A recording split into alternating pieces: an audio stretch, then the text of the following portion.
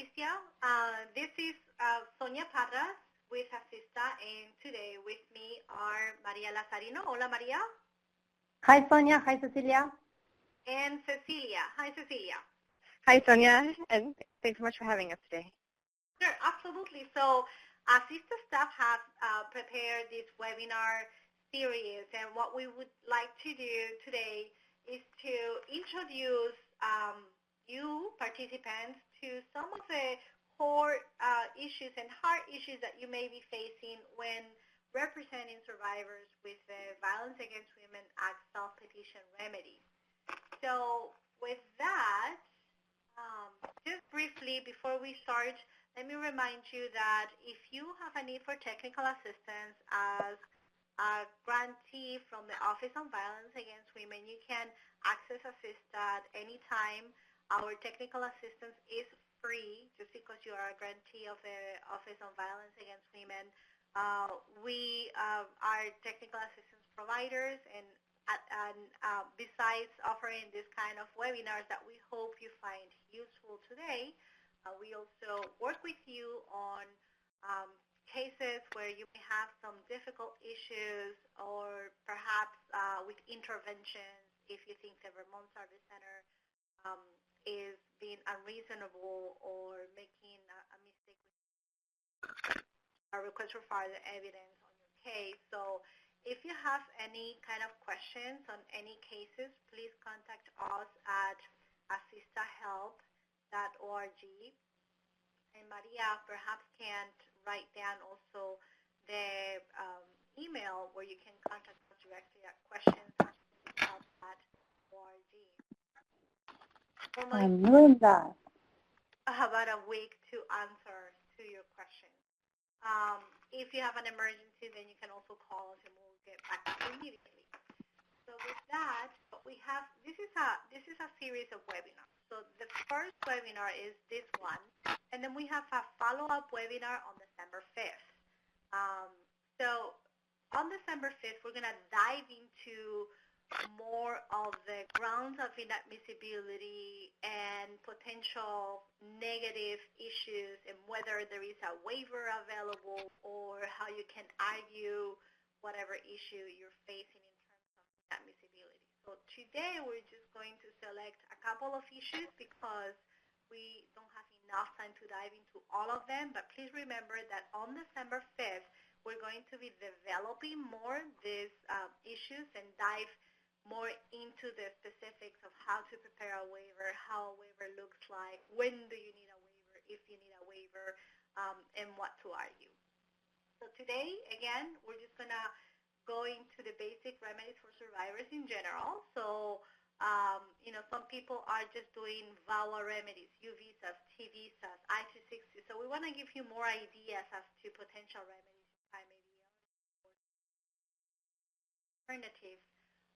And then we'll dive into selective issues such as good faith marriage, good moral character, and we're going to intro a bit some of these waivers. We chose these two because it looks like these are the ones that repeat in request for further evidence. So it could be because Vermont Service Center gets stuck on these things, or because practitioners are presenting cases, halfway. So we hope that this is useful to you. In order to dive into the specifics also, I just want to remind you how important it is that you connect with your community. And for that, Maria is going to talk to us about how to connect and build your network. Yeah? Thank you, Sonia. The chart that you see there, or the graphic, is super important that will help you identify the team you will be working with. As you see, you can see the survivor in a circle in the middle, and a lot of circles connected with the survivor. Attorneys and legal advocates are usually extremely busy trying to obtain documentation, legal evidence, like birth certificate, and other paperwork, forms, all kind of evidence that is needed to put a VAWA case together, or any immigration case. So if you are starting to get these kind of cases, or if you are already getting them, You may realize how time-consuming it is to try to get phone numbers or contact information to refer your client to, for example, domestic violence or sexual assault advocates, or to the local church, etc. So it will be very beneficial if you have a resource list or a referral list that you can provide to your client with your local network contacts. So they can access the local providers that you already have connection with, and they know how to assist your clients. If we, for example, take the churches and the nonprofit organizations or community centers, they are extremely great at creating volunteer positions, volunteer jobs if your client needs some kind of volunteer task because they may have some good moral character issues. They may also provide your client with transportation or with daycare facility and transportation to your attorney appointments or transportation to your immigration appointment. If we move forward, we see the second circle has domestic violence and sexual assault advocates. They will be your best friends because they will help you with your client's personal declaration. Remember that the personal declaration is the first document that is reviewed by the Vermont Service Center officer. So we will need the help with the advocates. Also, advocates are great at helping with police report, with making appointments on behalf of your client with other professionals, etc. We also have some clinics, some doctors. It will be great if in your referral list you can include some local pro bono or low bono clinic for your clients, as some clients may need some follow-up on some physical examination for their cases. We have the national NGO. They have already plenty of documentation and guidance that may need for your cases. So you can access some NGO from our website, or you can Google the NGO that you need information for, and they have packages, for example, on country conditions, on different countries. If you are working with asylum cases, with U visa cases, with cancellation or removal, you can get information for them. You don't need to waste time trying to do things that are already done. So we also have expert witness on country condition. Karen Musalo, as the director of the Center for, the director of Center for Gender and Refugee Studies, has in their page a lot of expert witness declaration that you can also take and incorporate in your case. And the last bubble is the psychologists, counselors. Some clients may need some extra help because some high level of trauma. They may need some help with prescription, medication. So remember that also if your client is only a Spanish speaker, you may want to incorporate some bilingual professionals in your referral list, same as low bono and pro bono professionals. I will go to the next slide. Now we will talk about the domestic violence and some tips for the personal declaration. I will give you 4 points on the format of a personal declaration. We want to have a number on the paragraph on the personal declaration, so we can use them as a reference that we may need when we are mentioning some of the requirements. Number 2, to build the personal declaration in a chronological order. We know that sometimes survivors start talking and things as they come up to their minds without an order, so we need the declaration to be organized in order from day 1 to the end of the day. Then the highlight of events. As I said, the Vermont Service Center officer will first open the declaration and read the declaration of the survivor. So even though we don't want to overwhelm them with 100 pages, we want to put enough information to be able to get a good case, an approval VAWA case. And then using the same kind of words of your client. Some clients may be able to provide to you a personal declaration in English language. Also will need some help and also will not be able to write at all. So please know your client and assist your client if they need help with the writing, but keep the same level of education that your client is expressing themselves. And then a few things about the content of the personal declaration.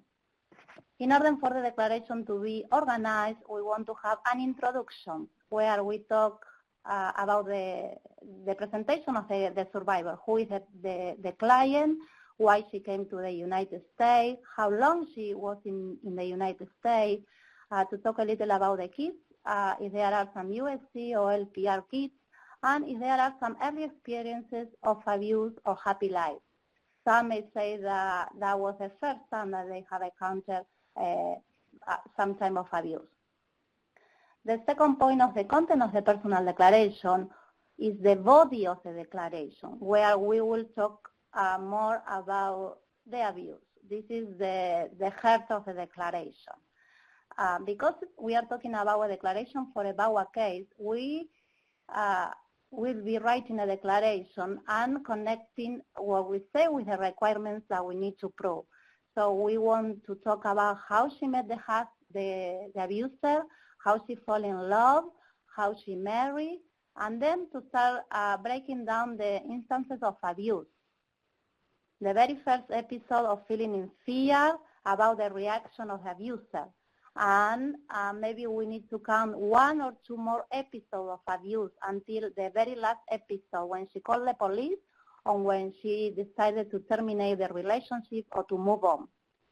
And the third part of the personal declaration is a conclusion where we want to have a few sentences explaining how is she feeling today, what are the plans for the future, if she is receiving counseling, if she has some safety planning, what about the kids, and what are the next steps in life. And again, the personal declaration is not that we need to do 1 or 40 pages. According to each case, we will determine how long or how short the declaration should be. So let's move on to the next slide.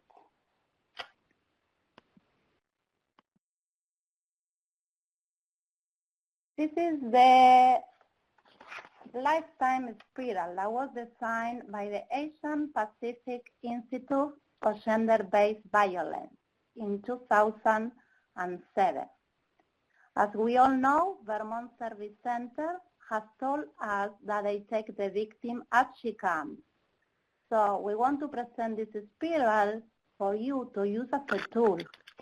You can use it with your client or with a survivor or to identify a list of potential abusers that women can face in their life. If we take a look at the first part of the spiral where when it starts on the infant, we can read some crimes, and I don't know if you all can read, but you can see some sex-selected abortion, medical care withheld. And if we move on as the woman gets older, we go to the childhood where they experience little or no schooling, child labor, child prostitution, incest, molestation, sexual abuse. Let's keep going to the teenager phase of a person, and we will have some forced marriage to parents' choice, much older men. We will have some sexual harassment by extended family. And you can keep going and reading, and the more we go, the more things that we can read. So young adults, sexual harassment at work, sexual harassment at college. And if we go to the adult phase, we have domestic violence, violence by father, by mother, by sister, by brothers-in-law, and natal family members. And we go to the elder life, and we still have some experiences of abuse, physical abuse by an adult, by a children, by a caretaker. So we can keep going, and the list looks like it will never finish. So again, this is a tool for you to use with your advocate, with your legal assistant to realize the continuum of violence an immigrant woman may experience through their life. And I have 2 homework exercises that you don't need to do, but you can think about it. So my questions are, what kind of perpetrators do you identify in the graphic? And we can say parents, grandparents, husband, brother, sister-in-law, and the list go on. And my second question is, how many forms of domestic violence and sexual assault do you identify in the spiral? And again, the list is a very long list, so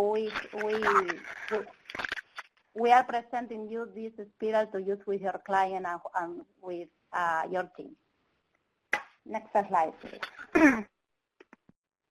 So, and this is Sonia, and I think Oh, the no. graphics that Maria was showing are very important because oftentimes clients do not provide the information that we're looking for in order to show battery or extreme cruelty.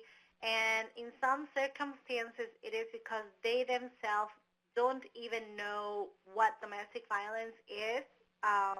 They may have endured physical violence or sexual violence or extreme cruelty, but they don't have the words, or they can't express or identify how many instances. So using the graphics that Maria has presented and another one that we'll later is a way of talking about it, introducing your client to, in general, what is it that we're looking for or talking about. And ultimately, if you cannot get the information from your client, don't give up, because that's why, as Maria was saying, you can connect with your local advocates who are experts on counseling and helping survivors to identify instances of abuse, and they can help you with that as well. So I think now... Yeah. So I can take it from here. So the goal of today is, to kind of talk about, focusing on VAWA, because what we hear and what we want to avoid is people just thinking that there is one option for survivors of domestic violence and sexual assault. So, what we've heard sometimes is that, oh, you're a survivor of domestic violence, so obviously we're going to go the U visa route. We're like, wait a second. So sometimes we want to kind of take a step back and make sure that people are aware of the different sort of menu of options that are available in terms of humanitarian forms of relief for which survivors may be eligible depending on their age, depending on their marital status, the immigration status of the abuser, and a number of other things. So before we kind of really get into the heart of the VAWA self-petition issues, we wanted to provide this overview just to kind of ensure that your own intakes and the intakes of your colleagues are being as inclusive as possible as forms of identifying potential avenues of relief. So in the next slide, we just have a list of some forms of relief. For example, VAWA self-petitions we're going to talk about today. Battered spouse waivers, also called domestic violence waivers for conditional residents. Could you raise your hand on the little icon bar to see whether or not, if anyone has not heard of domestic violence waivers or battered spouse waivers for conditional residency? Could we just have a show of hands if that's something that you're like, what? I've never heard of that before.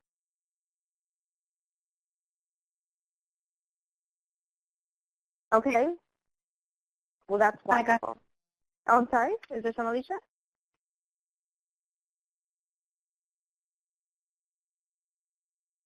Looks like 5 people have their hand raised.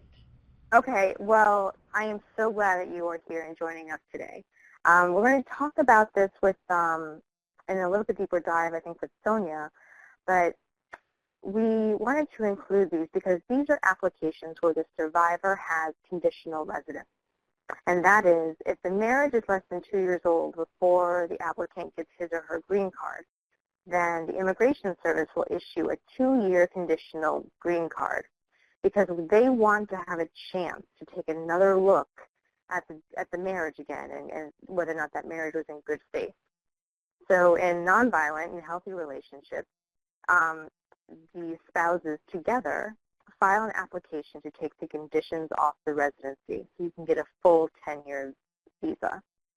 But, you know, CIS and Congress recognized that, you know, some relationships aren't healthy.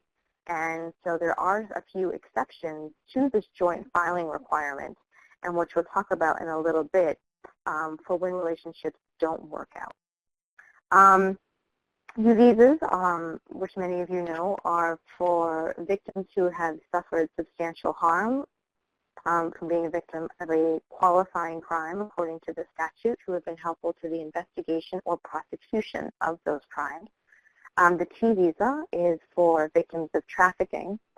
And sometimes I want to also point out here, and Sonia does a lot of work in this area, whether or not you're screening for sexual violence or something that might be happening in their workplace. And so really kind of figuring out the dynamics of the relationships at work, and if what's their, oh, Deepa, we're going to get there. And so to kind of see whether or not your intakes have the workplace issues and the sexual violence that one might face in that environment included in your intakes. DACA is not necessarily victim-based per se, but I think it's bears mentioning because you want to screen whether or not that might be an option. And this is the program that was established back in 2012 for folks who are under the age of 31 as of June 2012, and that they came to the United States before their 16th birthday, and they have continuously resided in the U.S. since June 15, 2007, and that they were present and had no lawful status as of June 15, 2012. And there is kind of an educational component that they're in school or having graduated or had a GED, or also a military service component. But there's also something that is very important to look at in terms of criminal history, but just to make sure that that might be an option, because if you have a U visa, which is currently taking about 2 years even to get the initial adjudication, screening for DACA might be something that is a useful option for you. Special immigrant juvenile status is for minors, usually under 18 or 21, depending on your state's jurisdiction, to declare dependent of the court or to legally be placed with a state agency or person, and that's not in your best interest to return to your home country, and you cannot be reunited with a parent because of abuse, abandonment, or neglect. And so that is something to be screening if you're dealing with minors. And again, there's something, it's just a parent, so it's not abuse, abandonment, or neglect by both. But if a person has suffered abuse, abandonment, or neglect by one parent, then SIJS might also be potential. But there is a family law component to that, which kind of goes beyond the scope, but if you have questions about it, we're happy to get you connected. So, Ceci, this is Sonia. So, yeah. I mean, what if my client is the child of, I don't know, an LPR who is being abused, right? But the abuse in one occasion was so that the police intervened and they removed me from my home, and I entered the country when I was 14, and now I'm a need of assistance. What do I do, Ceci? Well, there's you. I mean, you in one regard have a lot of options, right? And that is, I think, that if you are a child, and so what you need to do when you're doing this analysis is you have to think of several factors, right? And I think that establishing, and I in my mind, I'm not a hierarchical person, but in my mind, I think there is this hierarchy of benefits that you can, and which rely on the fact is which can you apply for the soonest, which is going to give you the longest term benefit. And so in that case, if the person is a child, an abused child of a legal permanent resident, that to me would indicate that my kind of hierarchy of applications is I would want to start with the fact whether or not that person is eligible for a VAWA self-petition. because that way is to me, is a cleaner road, depending on one's priority date, and we can get that later on the road. But that to me might be the cleanest option. But then again, you have to think about, does this child have significant criminal history? Does this child have, severe immigration violations? And so there's a lot of factors in going into this analysis. If there's a false claim to U.S. citizenship, then maybe I want to do a U visa over a VAWA. So part of what we hear today is not to confuse you or scare you off when you're kind of working with this analysis, but this is what we're here for. And this is where we can help you walk through, okay, it seems like they might be available for DACA, it seems like they might be available for SIJS, it seems like there might be a VAWA self-petition. In Sonny's example, there's a criminal investigation, so can we go you? But there's, in my mind, and I'm sure, other practitioners on the call, there is kind of this, you want to get the best result for your client, and you want to get something that's going to be the fastest road, the road that has the longest term benefit. And oftentimes a person might be eligible for a lot of things, and you can throw a whole bunch of things to the wall and see what sticks. And in the next slide, we have some other options. And I guess I can move that slide. Okay, so we have cancellation and removal under VAWA. Has anyone done a cancellation or removal case? Can we raise your hand if you've done cancellation or removal based on VAWA?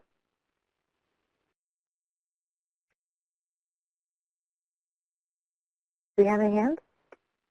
We have 2 hands. About what? We have 2 hands up. 2 hands up? Well, that to me is great, because this is not a commonly used form of relief.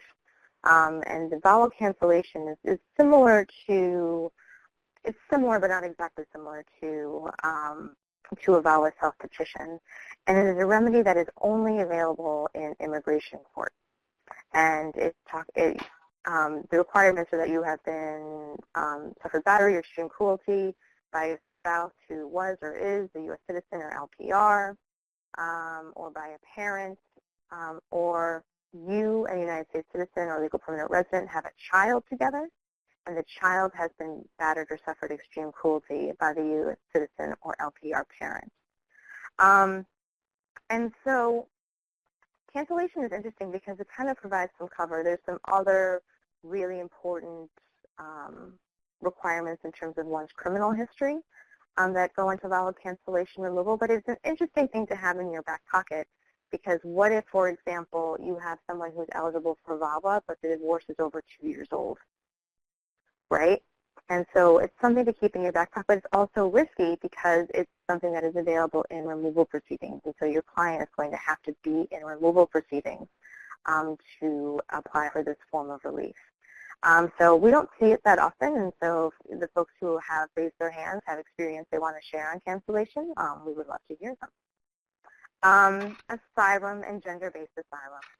This is extremely to kind of put this in your toolbox for screening, particularly because we have people who are coming to the United States who have been in these family detention facilities in Texas, and there's one in Carnes and in Dilley, and because many of these families are coming to the United States to escape violence, and that does include domestic violence. And so it's something to kind of be asking about what happened that made this person flee the country. And so there is a case, a Board of Immigration Appeals case from 2014 called Matter of ARCG. And that is a case that established that, depending on the facts and the individual cases, that married women in Guatemala who are unable to leave their relationship, that's in quote, is a particular social group for the basis of forming an asylum claim. And so this is a very important decision, and it's something that people have used in a variety of different ways to frame domestic violence-based cases for asylum. There are important requirements for asylum. There's a 1-year filing deadline with some limited exceptions to that.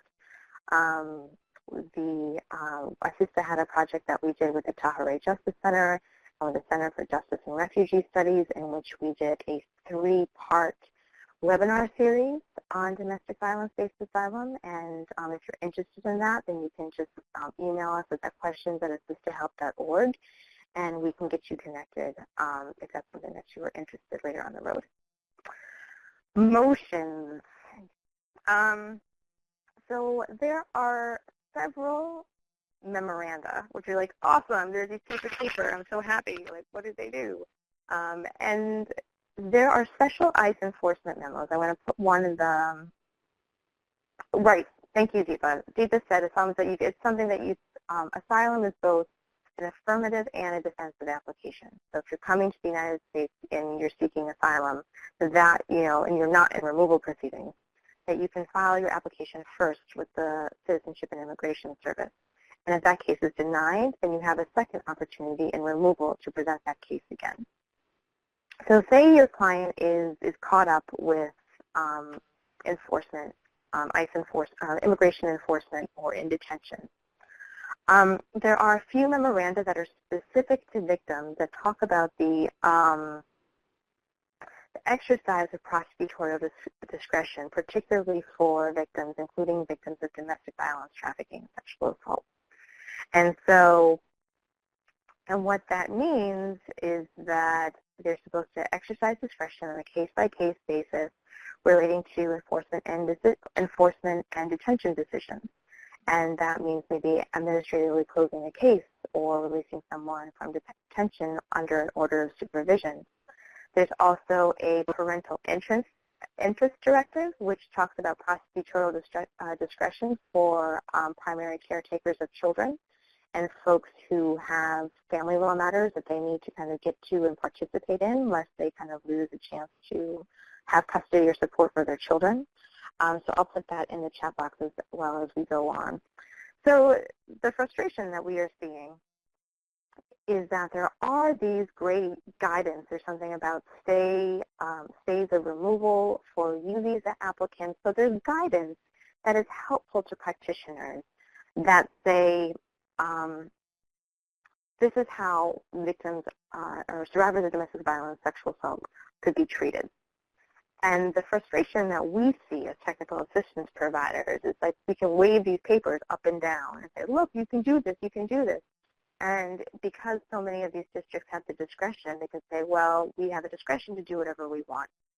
And if you are requesting prosecutorial discretion on the basis of the fact that your client is a domestic violence and sexual assault survivor, and you are getting pushback from the ICE district offices in your area, I want to hear about that because it's something that we can maybe get involved in trying to see if there's any way that we can help resolve the issue. So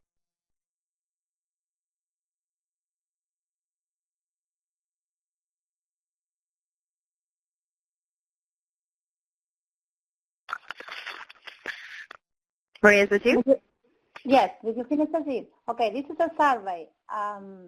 I will read the question and please answer yes, no, need more information. With the information that you have in there, Hilda complains about her husband drinking and cheating. Is this enough to show battery or extreme hardship? So what do you think? Yes, no, need more information. Let's see.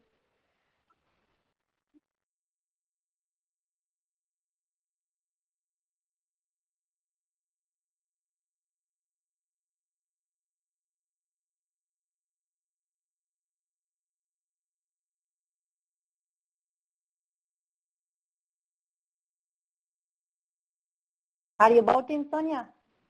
Okay, so let's end the poll. Don't forget to vote. Send her off. Just in time. Well, we can see the so results. this is something that we often see.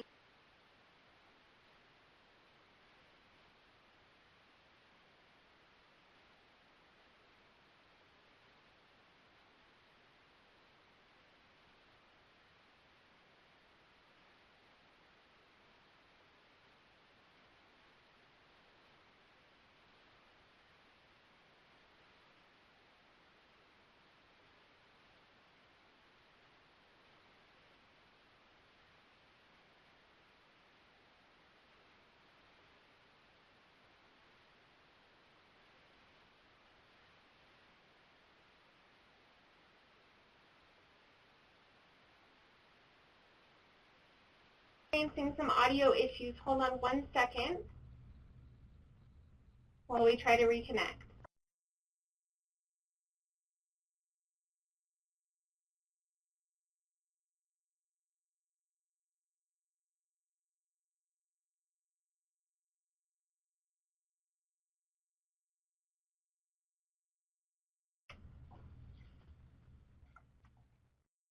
I can take over while we wait for Sonia to reconnect.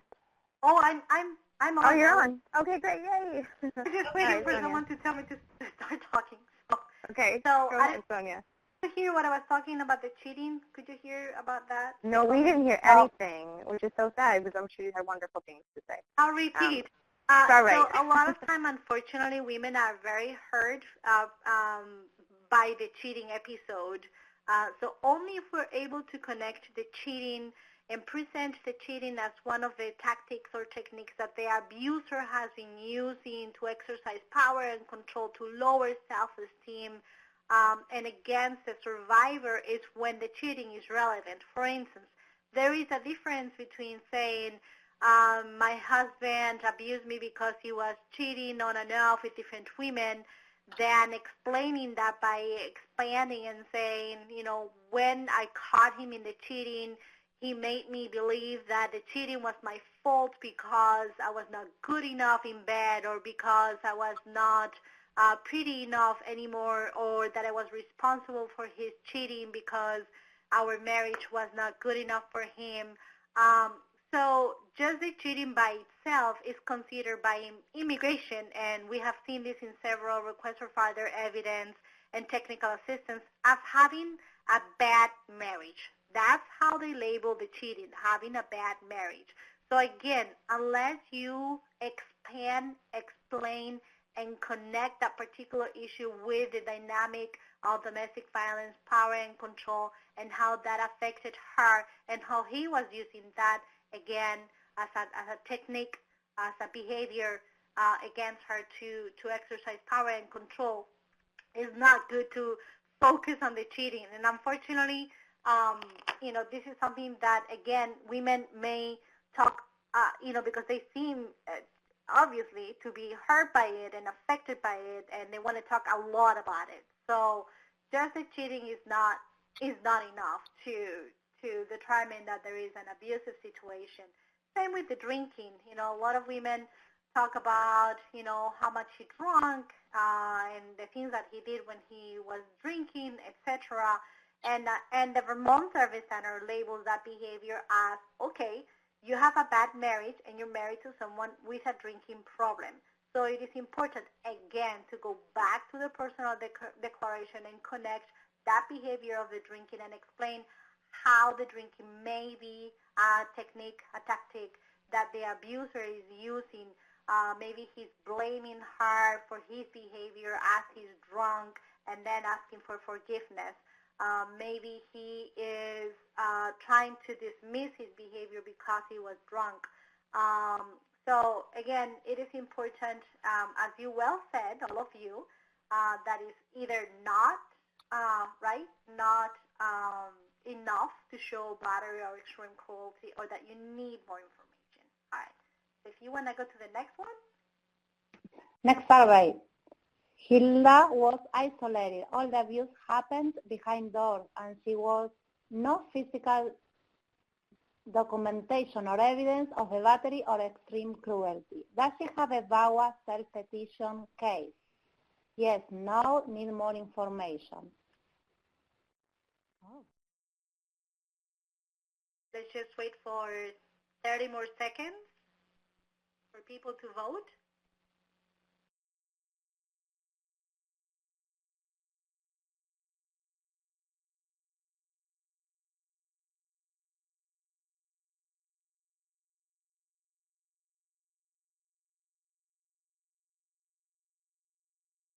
All right, closing the polls.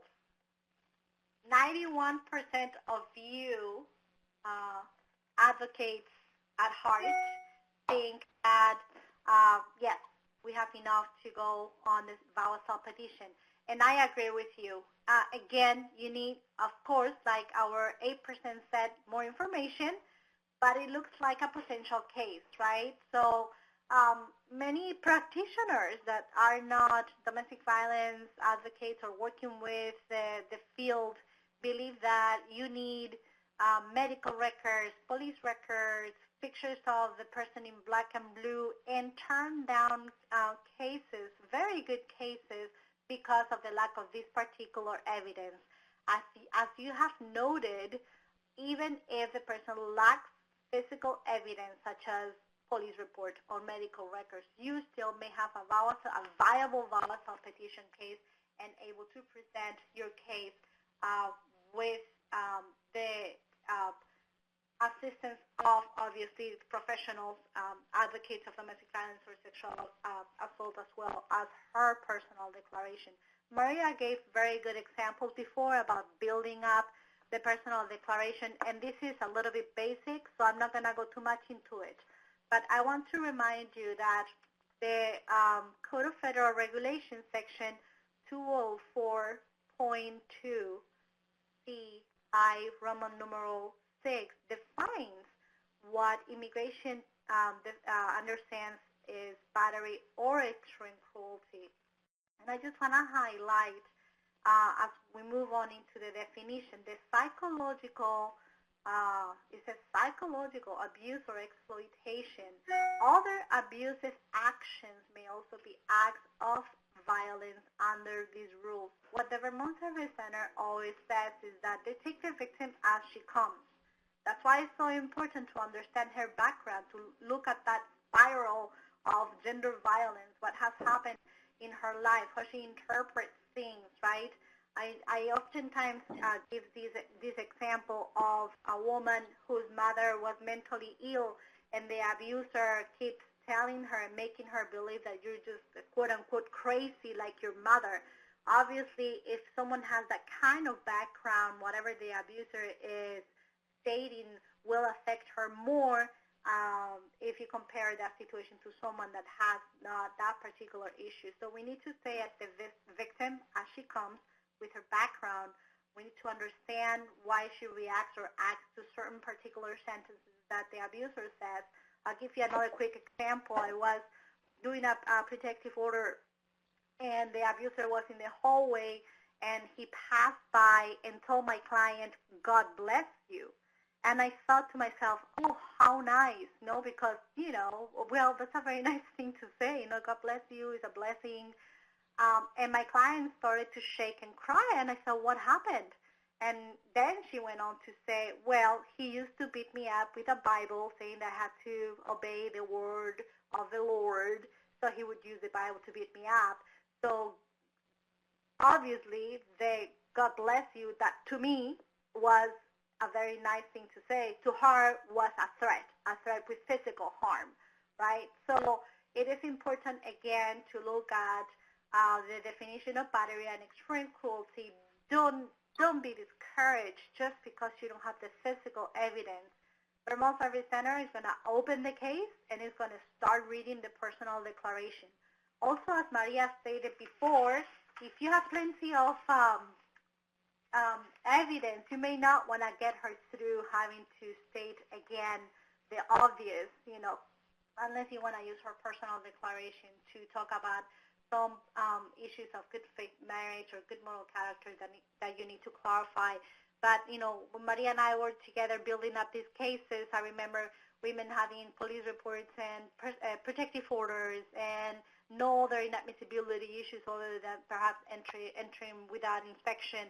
So we didn't make her sit down and tell the entire story step by step. Whatever we had was enough to move forward.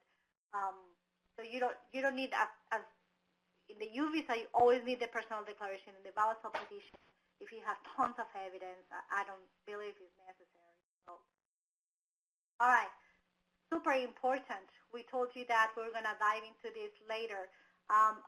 I use this power and control circle, again, because sometimes I talk to women that cannot identify themselves as victims of domestic violence. And when we start talking, if we don't have the police report or the medical records, they feel that they cannot prove their case. And that's why in some of our first meetings, either I ask the advocate to help her through counseling sessions to explain what immigration, or in this country we understand domestic violence is, to be able to be more fluent when we're going to dive into her personal declaration, so she can identify those behaviors that are relevant for the personal declaration and to prove the case.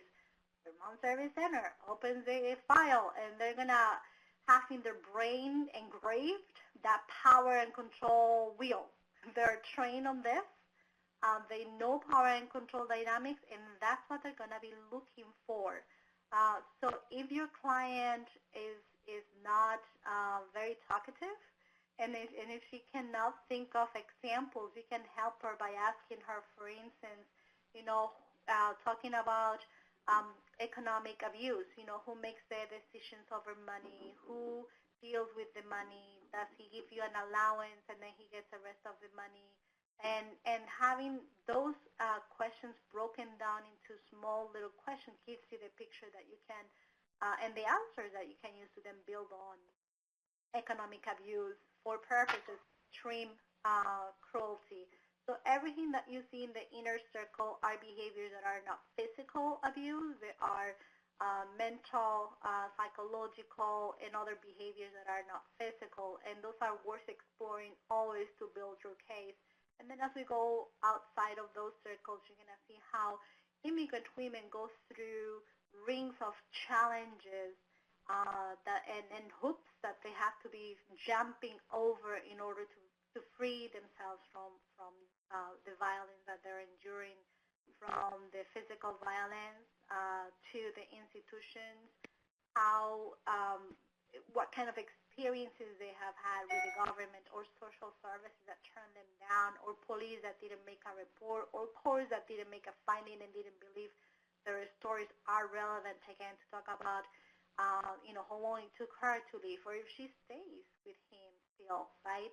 And the last hoop, or the last barrier that they face, which is their culture, how the culture impacts their decisions, as well as the dynamics of power and control that he may use against her based on her beliefs, her customs, her family, her traditions, etc. So again, I can never talk enough about this, because a lot of the RFEs, right, Cecilia, that we see are based on the fact that people didn't get, the attorney himself or herself didn't get domestic violence or power and control, and that's the root, perhaps, of the problem. Alrighty, so I'm going to jump now into the battered spouse waiver, and we're going to take then the self-petition after that and go more into details.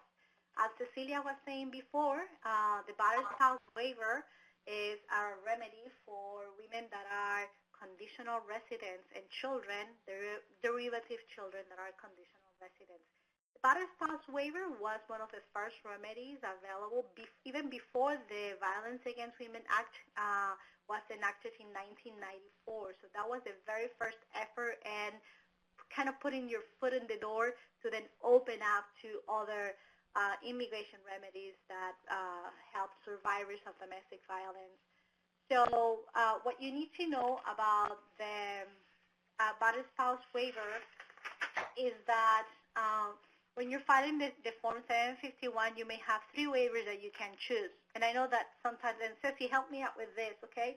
Sometimes people get entangled into, the different kind of boxes that you can check. So the waivers are based on the death of the petitioner. So hopefully we're not talking about this one, because it's straightforward. But then you have another 2 potential waivers, the battered spouse waiver and the divorce waiver. Sometimes we're running into cases where you have a couple and he's filing for divorce, but she's being battered. So you don't know which one to choose. So if the divorce is final, in my interpretation, is when you may want to choose one or the other, but not until the divorce is final. So if he's filing for divorce or she's filing for divorce, or they're in the middle of it, until you have a final divorce decree, you don't even have to make that choice. The battered spouse waiver has more benefits in terms of later on naturalization and the 3 years that you have to have in order to naturalize than the dissolution waiver. So because of those advantages, that may be one of the reasons to just go for the battered spouse waiver. Of course, if she's being battered, right, or subjected to extreme cruelty. With the normal removal of conditions on the Form 751 and the waiver, you are subject in general to a 90 days window, and that's like black and white. So you only have 90 days to present the removal of conditions. But for VAWA sub-petitioners, or actually for battered spouse waiver, that is not the rule. So if a woman is a conditional resident and she realizes that she is in an abusive situation, she can file the waiver before the 90 days, during the 90 days, and after the 90 days. Filing the waiver after the 90 days is a little bit risky because if immigration denies the conditional residency because of the lack of the waiver, she can be referred to removal proceedings and a different situation, a more of a crisis situation. So if you're working with survivors that are conditional residents, and you're going to see that because the word CR appears in the green card, okay, then you need that you can move forward immediately. Super important. I've worked with advocates that thought that their clients were lawful permanent residents because they had the green card, right? They had what is actually white, right? The white card, the lawful permanent resident card. So again, if you're an advocate working with survivors and your client says, I'm a resident, make sure that you ask a couple of questions, which is, when did you get married? And if it's 2 years before they had that interview, chances are she's a conditional resident. And a pretty straightforward one, which is, are the words CR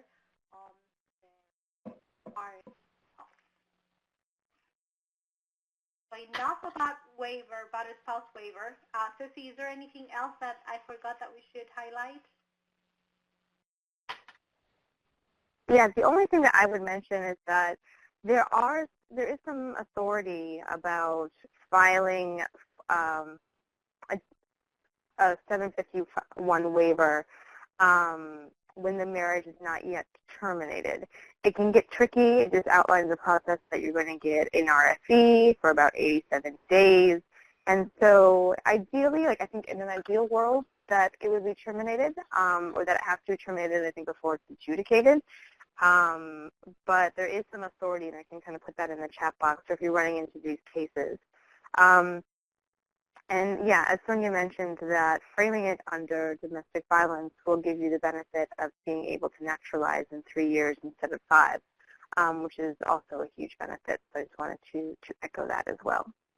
And then we have a question from Kathleen that if someone files a waiver and checks both boxes, and I have done believe me, then what happens? And as Ceci was mentioning, and in my experience, they're not going to grant a waiver based on 2 grounds. They're going to choose one. And some district regions and offices don't want to deal with the whole petition batter issue, so they just move on with the dissolution. And so it just. But what we've heard from Vermont is that if you're filing based on both, right? If you're filing based on divorce and domestic violence, the minute you check the DV, that box, then automatically the VAWA confidentiality protections are going to be enacted, and that they're going to treat it as a DV-based case. And if you're not sure, they had said a few years ago, Sonia, that they're going to be changing the approval notices so it would indicate the basis of the approval. I don't know if that's actually been happening. But if you have a question about the basis, you can follow up with the hotline or follow up with us, and so we can kind of try to get some clarification on that. Excellent. All right. Thank you, Ceci. And then some districts are not up to date in terms of the 90 days. So I think it's a matter of Stowers, the case that allows petitioners to file before or after. But again, if you have any issues with this, then we'll be glad to help you. And then moving on, I think it's Maria. Maria. Yes, I want to say something about the I-751, the waiver. Remember that sometimes survivors that have an I-751 application has also kids on the same status. So remember to check also on the kids' LPR conditional card, so you make sure that you include them as well in the application. Right, but an important caveat to that is that application, that's only if the kids are also conditional residents. Yes. If the kids have no status, then there's no direct beneficiaries for a 7. Yeah, but sometimes we say, okay, you have kids, and we don't ask the question that show me the status of your kids. Yes, if that's the case. Okay. So let's talk about SAL requirement for I-360 VAWA self-petition. So the VAWA self-petition can be filed by someone that was subject to battery or extreme cruelty by the USC citizen, spouse, or the legal permanent resident spouse, or by a U.S. citizen or LPR parent, or by the U.S. citizen child. And I know it is confusing, and the part about the parent or the child was later incorporated, so if you think that you may have some old cases, you may want to check that eligibility. As Cecilia was saying in the past, if there is a divorce, we have a 2 years window for filing an I-360 case. We need to prove that petitioner and abuser have lived together at some point in time, that they have the petitioner has good moral character. We will later talk about requirements, but the important piece about good moral character is there are some exceptions if there are some arrests that are connected with abuse, or there are some detentions, some DV arrests. So we want to make sure that we ask to the client police reports of the 3 last years where she was living for at least more than 6 months. And we need to prove good faith marriage. Again, this is one of the problems that sometimes we encounter, because clients get confused if the marriage needs to happen in the United States or in another country, and we need to make sure to ask the question if there are any marriage in another country. The next slide will talk about who is a child. When we can include child in an I-360 VAWA self-petition that are biological child of the petitioner, stepchildren. We can also include kids from other relationships, or kids that have termination of parental rights, and also unmarried and under 21 years of age. And this is super important. If we have a child in a VAWA I-360 that is married, but is between the age, does not qualify for a child under the I-360. We may screen to see if that child or that married can file an I-360 self-petition on her own, on his own. That's exception. I'm married and over 21 and under 25. We can file an I-360 on his or her behalf, and we can show there is a connection between not filing on time and abuse. And those cases are very small VAWA cases. We need to prove that the applicant was living with abuser. We need to prove a connection between the not filing and abuse, which is mainly with a personal declaration, and to prove that is the son of the I-360 principal. But those are very small VAWA cases. All right. So I'm just going to go pretty quick over the standard of proof because this is pretty basic. We have extensive lists of potential evidence that you can use for these cases and to prove these cases and be creative. So I'm just going to refer you to our website to see those checklists that we use to work with our clients to gather the evidence to prove the requirements. The standard of proof is any credible evidence. So you may have primary evidence, which shows in itself that the abuse occurred, like government records, police, medical, etc. The solutions with finding of domestic violence, protective orders, etc., or secondary evidence. And your secondary evidence are going to explain, very important, why don't you have the primary evidence, and how the secondary evidence is credible, and it goes to show that it's more likely that whatever happened happened. Right? Please don't leave anything to immigration imagination, because they can read your mind.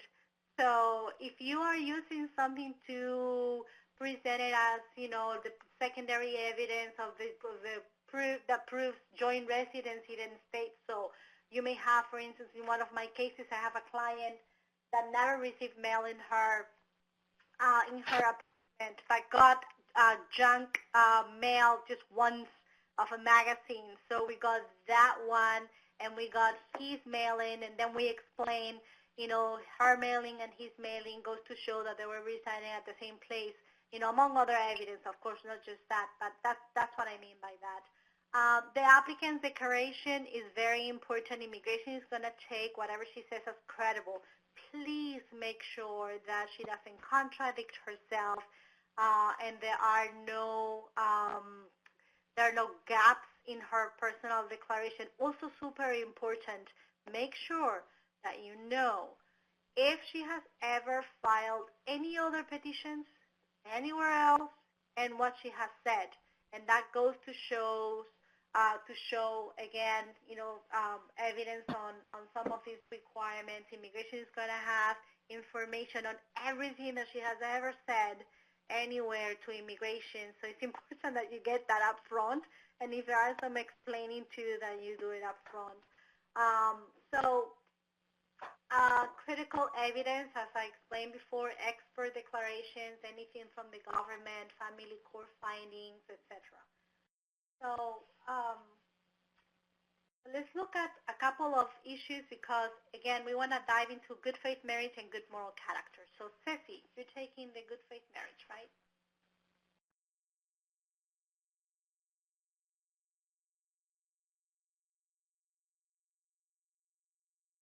Ceci? And I'm going to read the survey while Ceci comes. So, sorry, I had muted myself. Okay, go ahead, you can read. Okay, so staff suspected that Peter was married and got married nevertheless. So does she qualify for a VAWA petition? What do you think? Yes, so I am sort of with the, I don't know. We can wait for the poll to close. I'm kind of with the 75%, or now 76%, is that you need more information about this.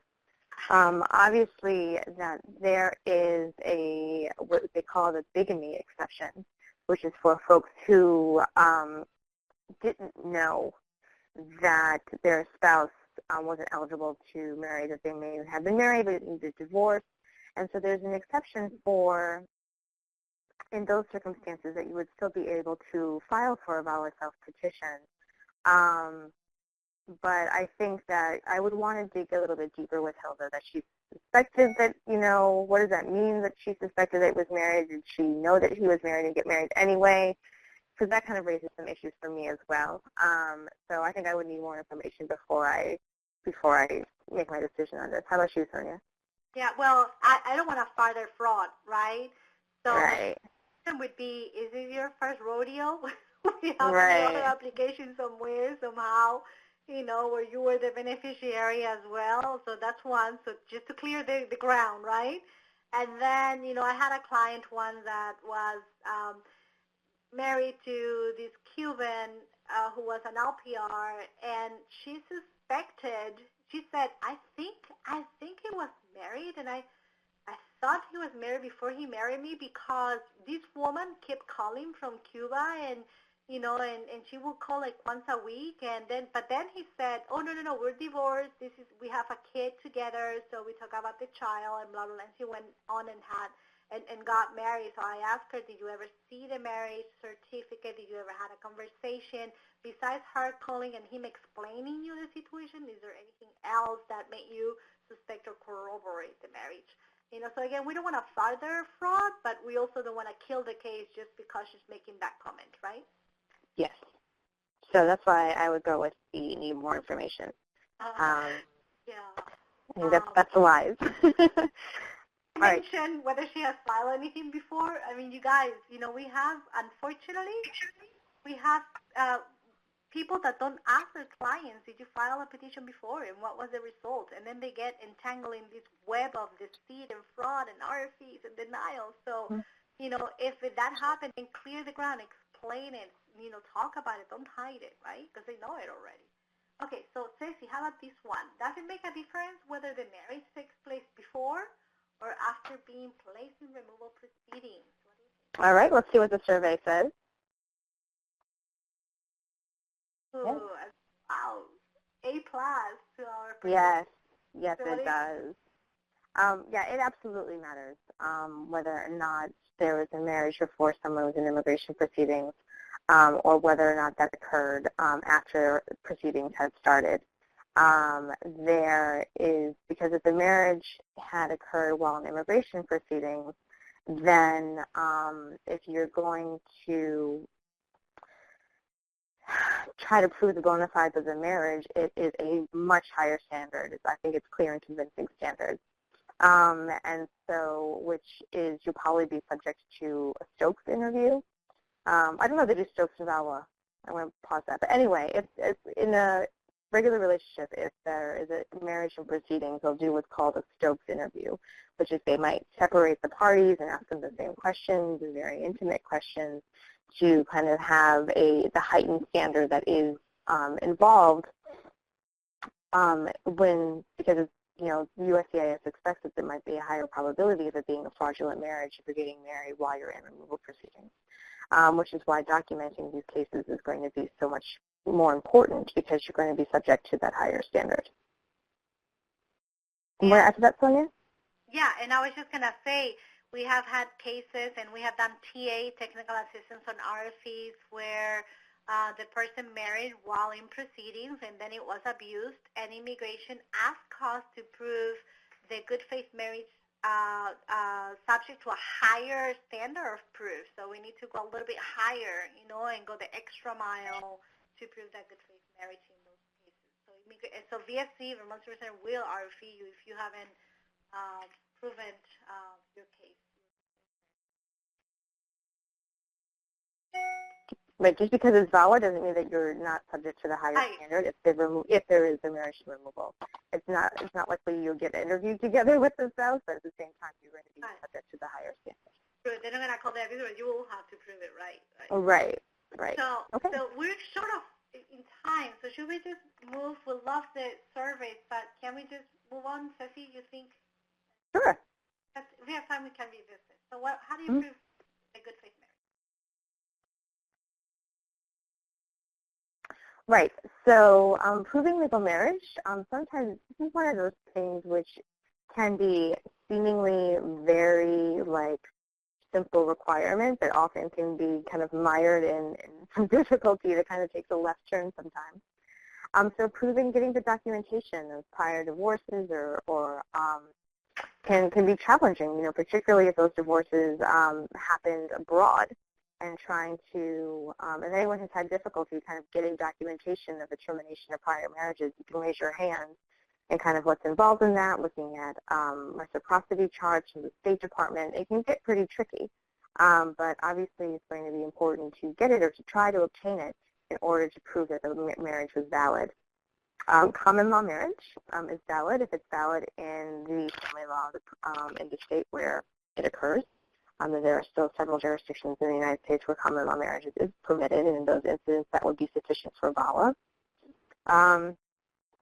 So as you mentioned before, there is the bigamy exception, but that what's important here is that good faith intent by the applicant. The applicant believes that there that he or she was entering into a good faith marriage. And that marriage, when we say good faith marriage, what we mean here really is that it was not entered into for the sole purpose of gaining immigration status, that they married for, love and not necessarily for papers. So that's kind of what we're looking for. So proving it's both the legal component, so kind of establishing the legality of a marriage, but then also the good faith part, which is proving the fact that they entered into the relationship not solely for immigration benefit, which is the second component. Next slide. Girl, I did. Let's talk Okay. a bit about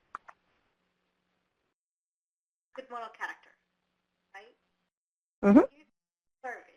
So the neighbors heard noises and children crying and called the police. When the police came, they found the two children unattended, malnourished, and they called VHS.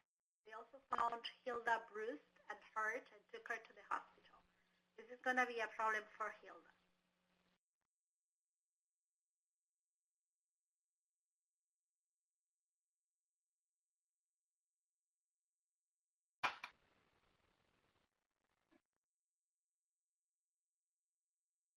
We're about to close the poll.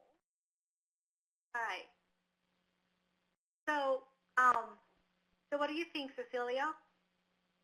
What would you do in this case if your client is telling you that this ever happened?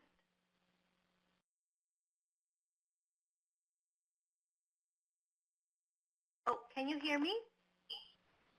Oh no. Can you guys hear me? You're fine. I mute myself. I'm sorry. So, yeah, I think that this could be a problem, but I'm not necessarily sure. I think what you need to figure out is, I think it could be problematic. You'd want to know a little bit more about whether or not there's going to be a CPS investigation against Hilda, if there's going to be some kind of thing that they're going to find. So I think that I would be concerned about in terms of what are the ramifications if there's any CPS or other case against her. So I'm not sure. It might be, but I think the fact that, again, if you can kind of tie it to the abuse and that the malnourishment and of the kids are related to the abuse, I think it could be tricky. It's not as I think it's not as straightforward as right. And an so issue. this is what I would like to know. First of all, what happened? Why were the kids malnourished? Was she purposely not feeding the kids, or was there no food in the house? Could they go out to buy food or get help? Are the kids in school so they can get the food? Are they secluded in their homes and forbidden to leave? Also, is Hilda hurt physically so she cannot feed the kids? So all those things are things that we want to know to see what kind of case are we dealing with, right? So what if DHS goes and makes a finding of child abuse? Is she disqualified? What do you guys think? So a survey, if we could. So Hilda comes to your office and brings these Department of Human Services papers, Child Protection Services, and says, they made a finding against me because the kids were out.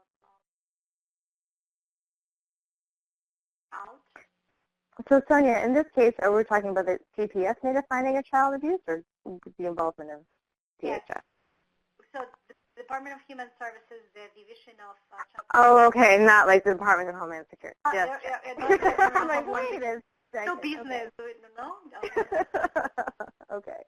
They may think that they do, but... right.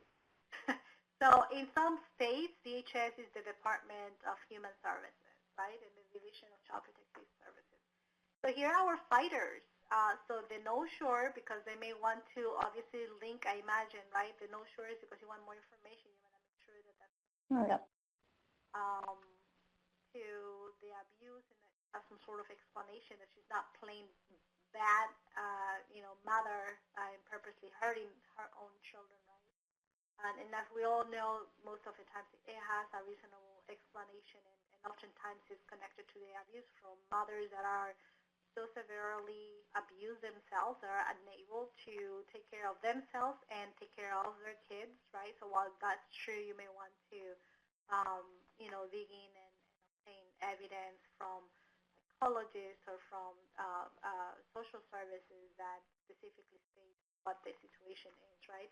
Are there any other things that you would do in here, Ceci, to explain this? I'm sorry, to explain what?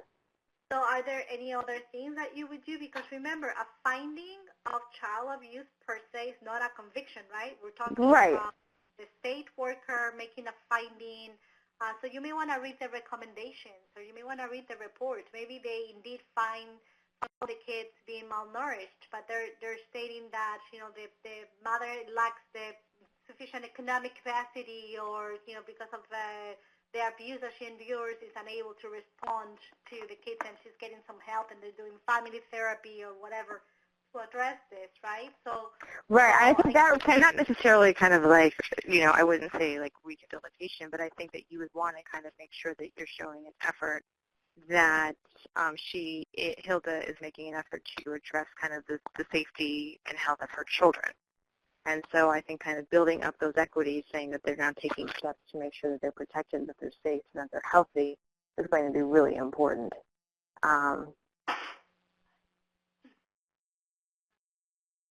Now let's move on. What if now the cops arrested her and charged her with child endangerment?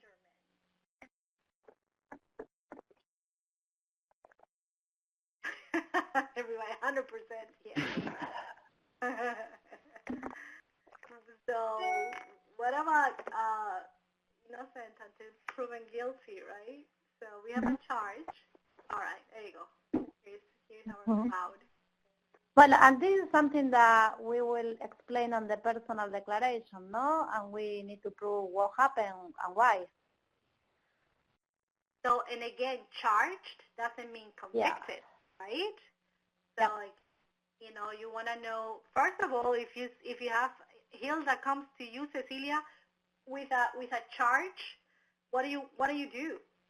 Yeah, I mean, I would, well, first of all, I would talk to her defense attorney, but I would also, I think that it's important to kind of see how it's going to play out. And again, if we can kind of end the poll, what I want to put in the chat box is there is a important memo from 2005 talking about determinations of good moral character in VAWA-based health petitions. And if you don't have this memo and you do VAWA cases, well, then you should get this memo. And so what it does, it talks about grounds of inadmissibility, or grounds of good moral character that might be implicated. And what you need to do is show the nexus between whatever would be problematic in the good faith or the good moral character, and you would need to show the nexus between whatever that issue is and the abuse. And so that is going to be really important, I think, to make that connection for Hilda. There you go.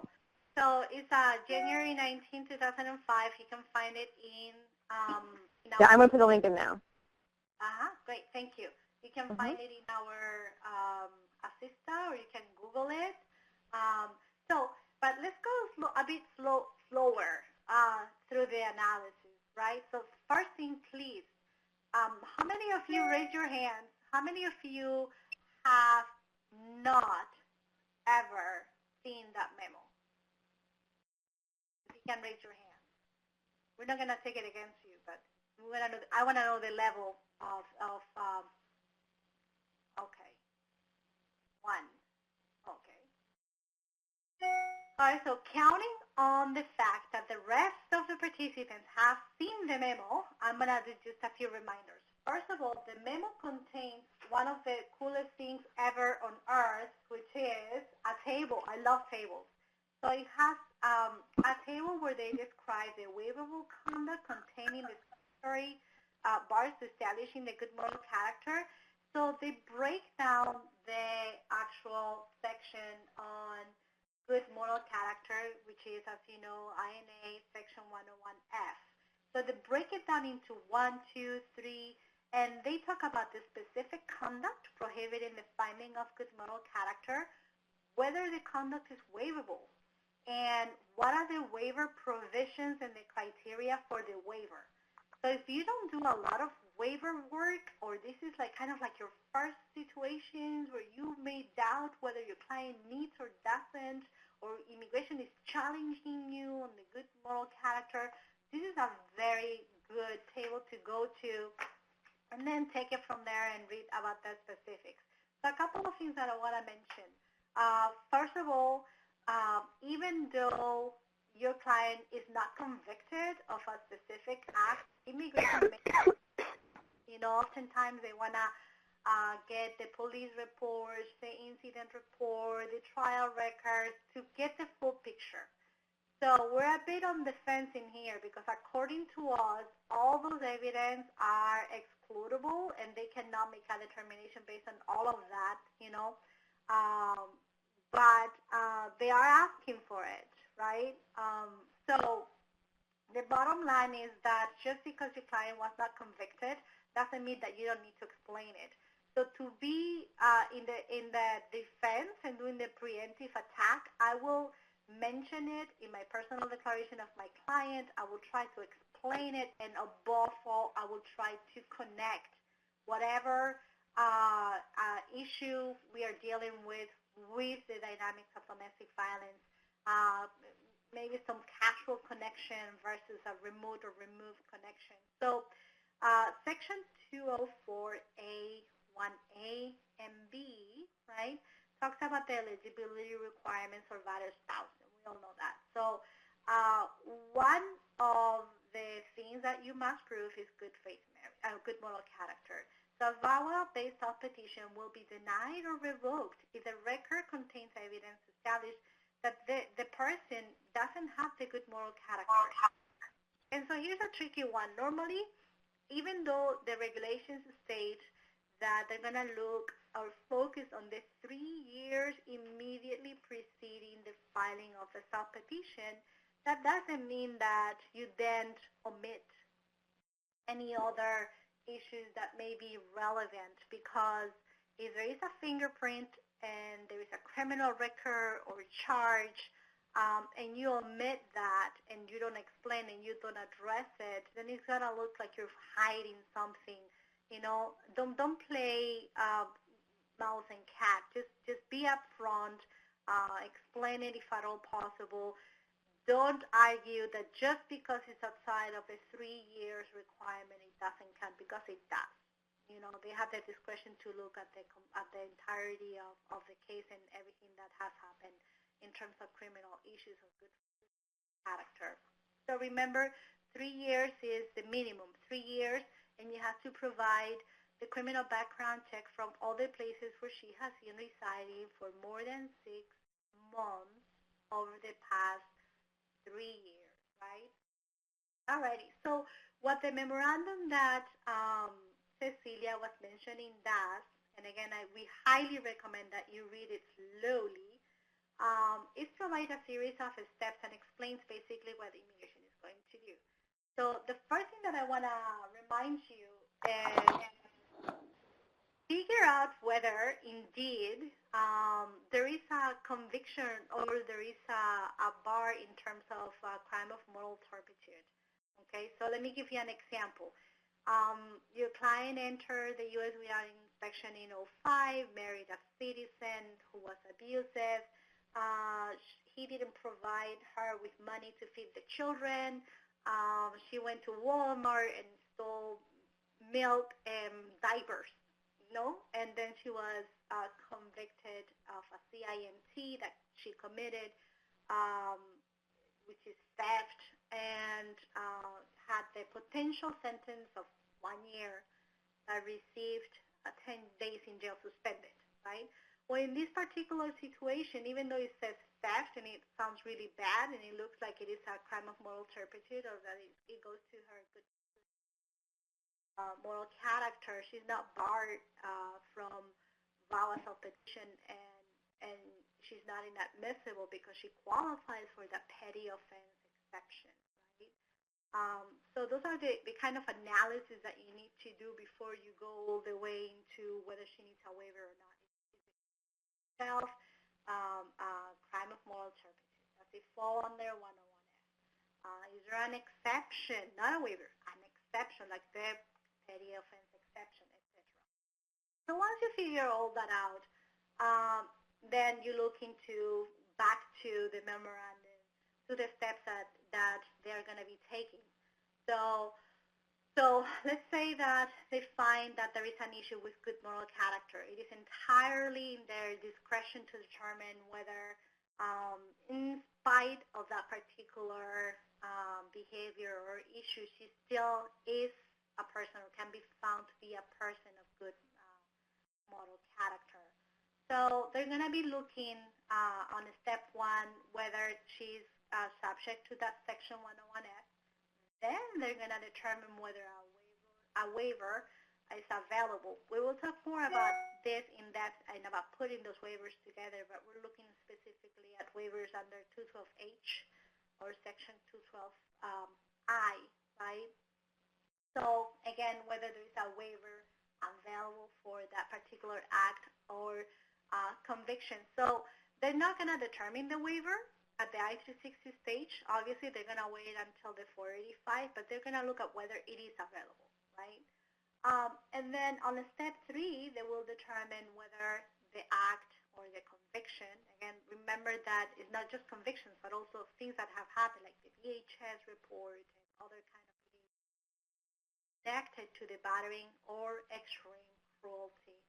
So for that, they're going to look at whether you're meeting some evidentiary standards, credibility, whether you have submitted evidence, expert witness, personal declaration, etc. that connects that link, that makes that connection between the conduct and the battering or extreme cruelty. Be creative. Go outside of the box. Talk to the experts. Domestic violence, sexual abuse experts that may talk to you about why people do things or behave in certain way based on the trauma that they have endured. Sometimes we get discouraged because the actual abuse happened, the actual conduct happened way before they separated. And then we think, well, there is no way that I can connect it. And that's where the expert comes in, talking about perhaps PTSD, something that triggered a memory, a behavior that led her to commit a crime or a conduct that may be labeled as not of good moral character. So, and I know that we're running out of time, so I'm going to just refer you to this wonderful table and remind you, we'll talk about this in future webinars on December 5th, but that there are some conduct that are relevant, including alien smuggling, whether your client, and this is the terminology of VAWA, whether your client brought the children or not, that we oftentimes forget to mention, claims of citizenship, etc., that we will cover in our next webinar. All right, so with this, we're going to stop here because we will continue with our information on December 5th. So Cecilia and Maria, is there anything else that we need to review or remind people of before we sign off? No, I think this is great. Thank you, everybody, for spending your part of your day with us, and we hope to see you again in December. Thank you so much, everybody. Thank you, Alicia, for hosting us. Yeah, bye. Thank you. All right, well, thank you so much to everyone and to Maria and Cecilia for sharing the information and their knowledge with us, and of course to Alicia for being our host. And we hope to see you on December 5th with more. Thank you, everybody.